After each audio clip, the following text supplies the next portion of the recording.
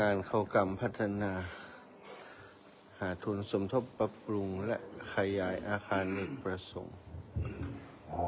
บ้านลายนาหมู่ที่2ตำบลแม่ห้อยเงินอำเภอดอยสะเก็ดจังหวัดเชียงใหม่วันสุดท้ายวันนี้ครูบาอาจารย์จะได้นำคำว่าสวดมนต์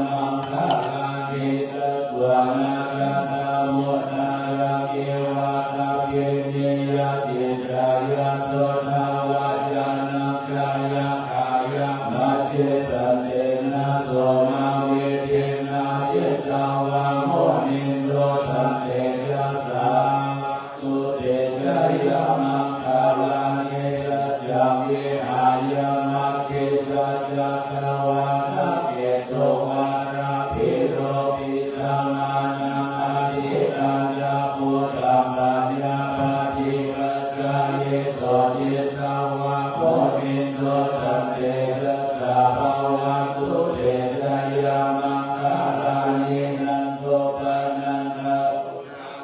เวโพธามาอิติโพเตนะเทระปุจจเกนะนานาปายันโตอิโตนะเทสาเวเอนะจิตตวะโมนิโตธัมเตสัสสะภะวะตุเตชะยามังคาลานิทุกขานาทิติโพชักเกนะโสตัสสะธัมมังวิสุทธิสุทธิเนติระกาภิกานาญาณะเอนาวิทินาทิตวะโมนิโตเตชัสสะภะวะตุเตชะยามังคาลานิตาเปพุทธัสสะยามังคาลาทาทาทาโยวัฏันโตทินาทิเนสังฆเตนะตาเยตวานานิราวิวิธานิจุปัตตวามิโมกขมุตันนาริกามายานาโลสัพพัญโยมาการุณิโกนะตัวหิตายาสัพพะปานินาโพเรตวะภารามิสัพพะปะโตสัมโพธิพุทธามังเอเตนะสัจจวัชเชนะวัตถุเตชะยะมังคาราชยะโตโพธิกาโมเลสักกายานังกัมติวัฏโนเอวะกวามิชัยโยโหหิชัยยะสุชัยยะมังคาเรอัปปาราติตะกาลังเกติเตปะนาวิโภคาเรอภิเนเกสัพพะพุทธานังอานาปะโตภะโมนาติสุนังอาตังสุมังคารังสุภะตังสุโหติตังสุขันโนสุโมโตยะสุยิตังพระมาจาริสุภะทังขินังกายกัมมังวาจากัมมังปารากินังปารากินังมโนกัมมังปานิเอเตปารากินังปารากินังเนกัตวานาลปันตะเทปารากิเนระนิยมังอากุสะเลนะยัมจัมสัพพะมานังอาภิสัมเอกะกะโกโหสุจะสุโหสุจะสุระโตจะสัมมุตโตอานาติมานิสันโตสัมโฆจะสุภาโรจะอาภาคิโยจะสัลลาโหกะโหติสาเทนะริโยจะเนภะโกจะอาภาคาโภคุเรสุอาญาโลกิกานัญญปุตตัสสะอาจาเรหิเยเยนะวิญโยปะเรโอภาวะไทโยสุขิโนภะเกเมโนหนตุสัพเพสัตตาภวันตุสุขิรัตตาเยเกยิปันนาพุทธเทตัสสะวะทาวานาวานันนาวะเจสาธิกาวะเยมะอาจาวะมัจจิมาราชกาทุกขาโตลาทิกาวะเยจาอาทิตะเยระโตเลวะสัมเยอาวิโตเลโพธาวะสัมภเวเทวะสัพเพสัตตานันตุสุขิตัสสะนะปาโลภารังเอโกเปตานาทินันยิตะกะตะทินังเกียรติปัญญาโยสันนาปะเทคะสัญญานัญญามัญญาสาธุอามิจายามัตตายะธานิยังพุทธามัญยุกะเอกะพุทธามโนราเกเอวัมพิสัพพะพุทเทสุมานาตังวะเยอะปาลิมานังเอตังจะสัพพะโลกัสสมิงมานาสัพพะวะเยกายิมานาบุตังอาตุจาติริยัจจาสัมปะทังอาเวรังอาสัพพะทิตังจารังนิเสโนวาสยานโนวายาวะตัสสะวิกัตตังเยโกเอตังคัตติงอาทิตายาคัมมาเมตังเยอารังอินาโหติ ติจานุภาภาสิลาวัฏสามินาสัมปันโนกามิสุวินัยเกตังนาหิจัตุกัปปัตยังปุณณเดติทิกาลานิยังเมตตาสุตตาสุขเกหิเมเมตตาเมตตาเมระหิเมระปัญญาปุเตหิเมเมตตาเมตตากันหาโอตังเกหิจะอาปาทะเกเมตตาเมตตาปิปาทะเกหิเมจตุปาเตหิเมเมตตาเมตตาภะโมปาเตอามังอาปาทะโกมิสิอามังมิสิทิปาทะโกอามังยะตุปะโตอามังมิสิอาโมปะโตสัพเพสัตตาสัพเพปานาสัพเพโอกาจะเกวาลาสัพเพอัคคารานิปัสสันตุมาอิจิปะปะนาคามาปัมมาโนพุทโธอะปัมมาโนธัมโมอะปัมมาโนสังโฆปัมมานาวันตานิสิริสัพพะเยอาหิวิเทกาสัตตะปะเทโอนานาภิสาระโพโมสิกาทัตตาเมกะทัตตาเมกะเสตาปะทิกามันโตโพธานิโสอะนะโมภะคะวะโตนะโมตัสสะนะสัมมาสัมพุทธัสสะอุเทตะยันจะภูมาเอการาชาริสาวันโนรัตถะดิปะภะโสตังกังสาวนาปะนาวิปะภะสังฆายัจจะพุทธาวิหาเรโมทิวะสังเกปะนานาเมนะตุอะเมเตเมนะโมเตระมังปาลายัมตุนะมะตุพุทธานังนะมะตุโพธิญาณนะโมวิมุตตานังนะโมวิมุตติญาณิมังโสภะริตังนะตัวโมตุจารติเอสะนาเตทะยัจจะภูมาเอการาชาริสาวันโนภะคะวิภาโสตังกังนะมัสสะเยอาริสาวันนะปะนาวิภาสังฆายัจจะตุตาวิหาเรโมระติเจพระมานาเมสัพพะเมเตเมนะโมเตระมังคาลายันตุนะมัตถุพุทธานังนะภะคุโพธิญาณนะโมวิมุตตานังนะโมวิมุตติญาณิมังโสภะริตังกัตวะโม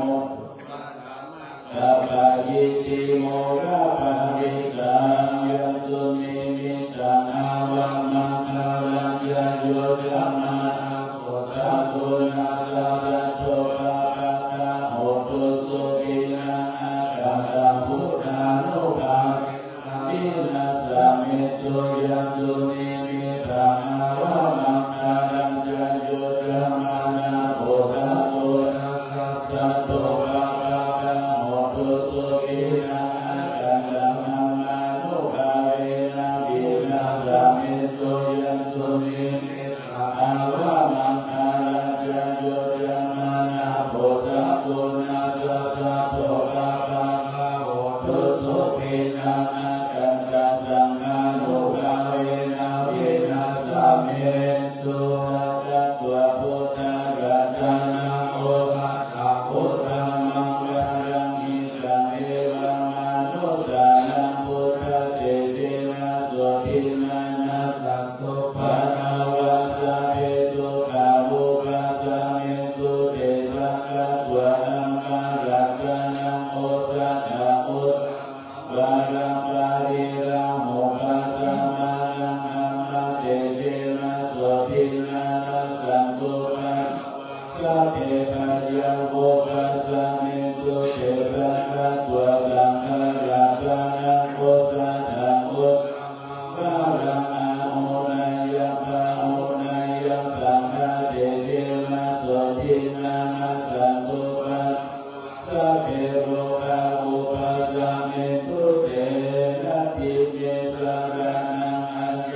ทโธเมสาวารังเอเตนะสัจจวัชเชนะโหตุเตชะยะมังนาทีเมสารนังอัญญมังโมเมสารนังวารังเอเตนะสัจจวัชโหตุเตชะยะมังคารังนาทีเมสารนังอัญญสังโมเมสารนังเอเตนะสัจจวัชเชนะโหตุเตชะยะมังคารังยันกินจิรัตนังโลเกวิชาเทเวทังโพธุรัตนังพุทธัสสะมังนาทิตัสสะมาโสติภาวันตุเตยังกินจิรัตนังโลเกวิชาเทเวทังพุทธุรัตนังอัมมัสสะมังนาทิตัสสะมาโสติภาวันตุเตยังกินจิรัตนังโลเกวิชาเทเวทังพุทธุรัตนังสัมมาสัมมังนาทิตัสสะมาโสติภาวันตุเตสิริทิติมาทิเตโชชยสิทธิมาอาหาปุระปาริมิตาปุญญาภิการัสสะภัตตารัญญานิวารานัสสะมะ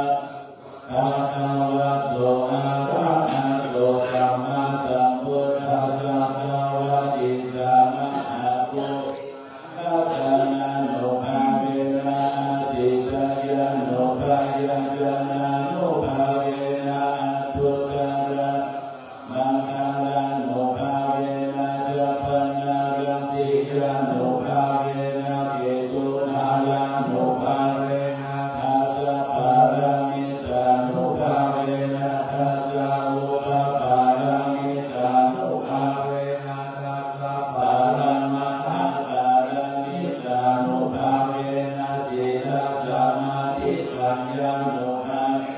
พุทธานุภาเวนะธัมมานุภาเวนะสังฆานุภาเวนะเตชะนุภาเวนะอิทธานุภาเวนะภาลานุภาเวนะยัญญธัมมานุภาเวนะยันโตราติติสะอาสะธรรมะธัมมานุภาเวนะนาวันโลกุตตระธัมมานุภาเวนะอัฏฐกิรามังคนุภาเวนะอัฏฐสนะปฏิยานุภาเวนะชาลทิญญานุภาเวนะจตุสัจจญาณานุภาเวนะทัสสะภาลายานานุภาเวนะสัพพัญญุตายานานุภาเวนะเนตากะ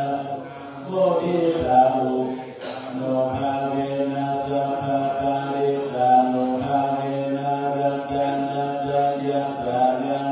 นุภาเวนะเวหัสสะภะโลกาโสภุภะคะวะโตอะโตนะนะสุขังสัพพินาสัตตุสัพพะอันตรายะทิวินาสัตตุสัพพะสังฆังภะเวหังสัมมิจันตุทิฆายุระเวหังโหตุสัตตวัสสะจิเวนะสัมมังคิโกสัพพะนานาคัสสะปะปะตะวานะภูมิทังกามหัสสะนารัตตะเอวะตัสสะนะตุเมนะโนรักขันตุทุกขปัตตะจานิทุกขะภยังจานิภยโสกปัตตะจานิโสกะหุนตุสัพเพปิปานิโสเอตะจาอันเนหิสัมภะตัมปุญญสัมภะอัสสะเพเทวานุโมสัพพะสัมปติสิทธิยะทานังทานันตุสัพพะยะสีลังตุสัพพะอาภาวนาธิรัตถะโหตุระจันตุเทวตาสัพเพพุทธาภาลปัตตาภะเจกานัญจายะภาลังอาระหันตาเตเจนะรักขังพันธามิสัพพะโสสุโภพุทธานังอุปะโตสุขะนาเตสนะสุข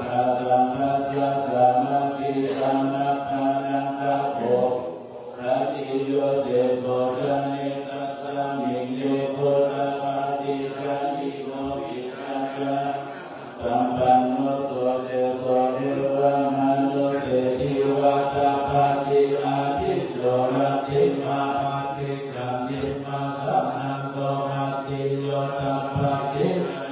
ตัปปะติปัมมาโนอัตตาสัพพะมะโหระตาพุทโธตัปปะติเตชะสาโลกัญญาภาระมาลาภาสัตตุติภาระมังคานังวิสัสสะภาระมายาตินิพพานังภาระมังสุขัง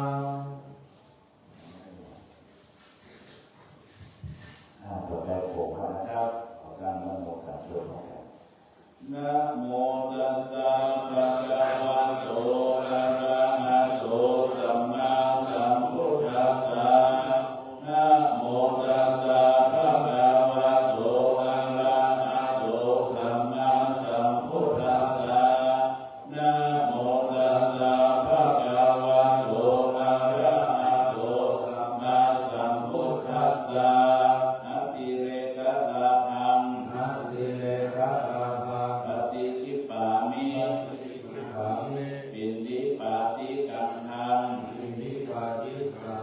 ปัจจุทรามิทุติยัมปิอะติเรกะตะหังปฏิคิปามิปินดิปาติกังหัง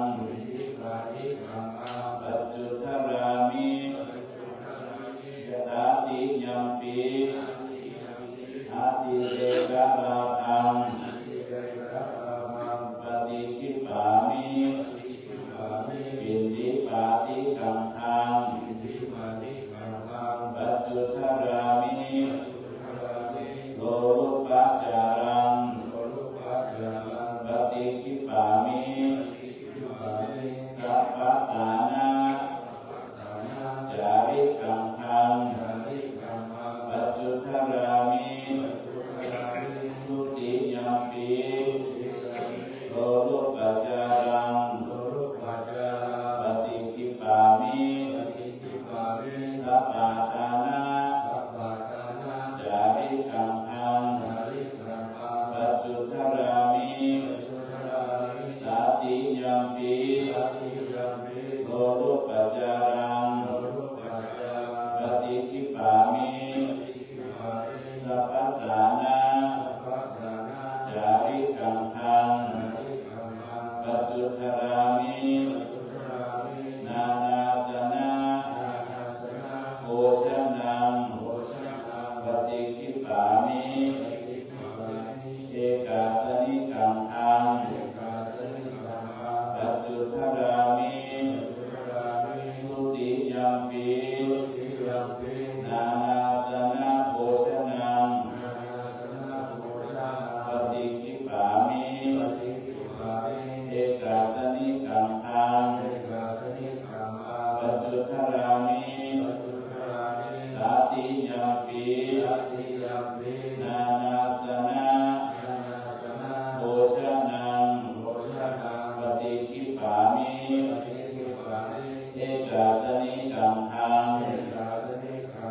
ปัจจุทรามิเสนาสนะโลรุปังปฏิคิปามิยะถาสันตติกังหังปัจจุทรามิทุติยัมปิเสนาสนะโลรุปังปฏิคิปามิยะถาสันตติกังหังปัจจุทรามิตาติยัมปิเสนาสนะโลรุปังปฏิคิปามิยะถาสันตติกังหังปัจจุทรามิวัตตังปฏิคิปามิวัตตังปัจจุทรามิทุติยัมปิวัตตังปฏิคิปามิ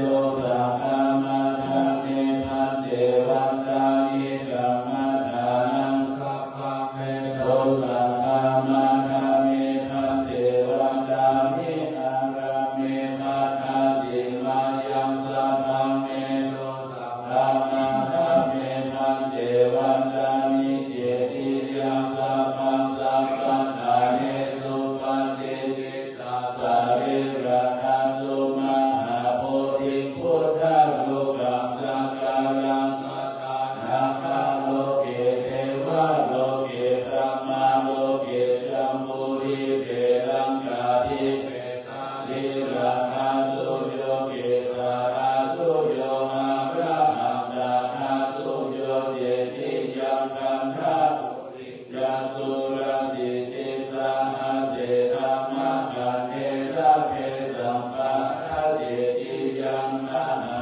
วันตามิสัพพะโสวันตามิพันเตสัพพะอาภารานังธรรมนาเมพันเตมัญญังกันตังปุญญังมิลานานุโมทิตามังสามิลากันตังปุญญังไมหังอาตาปังสาธุสาธุอนุโมทามิ อายุโกอายุวันโนสุขังภะลัง สาธุ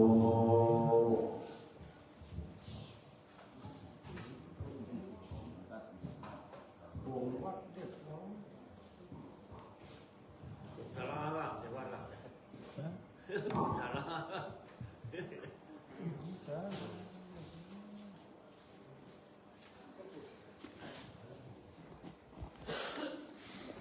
จบไปสำหรับพิธีขั้นตอนช่วงเจ้านี้นะในการทำวัดสวดมนต์ของครูบาอาจารย์ที่มาเข้าลุกขมูลกรรมนำพัฒนาหาทุนสมทบปรับปรุง ขยายอาคารเอกประสงค์บ้านไหลนาหมู่2 แม่ห้อยเงิน อำเภอดอยสะเก็ดจังหวัดเชียงใหม่ โดยท่านอาจารย์ใหญ่พระครูชลธาตุพิทักษ์นะได้นำครูบาอาจารย์ได้มาสนับสนุนสงเคราะห์ดูแลพี่น้องชาวบ้านที่นี่ตอนนี้หลังจากได้ยอคันปฏิบัตินะมาเป็นเวลา 4-5 วัน 5 คืนก็ถึงเวลาได้โปร่งวัดนะลูกขมูลเรียบร้อยแล้วต่อไปก็จะได้เข้าสู่ในส่วนของพิธีที่เป็นจะมีในช่วงเช้านี้ทำบุญตักบาตรนะศรัทธาญาติโยมในพื้นที่ที่เป็นสายบุญถึงกันก็จะได้มาร่วมบุญมากันนักกันหลายเหมือนกันเนาะ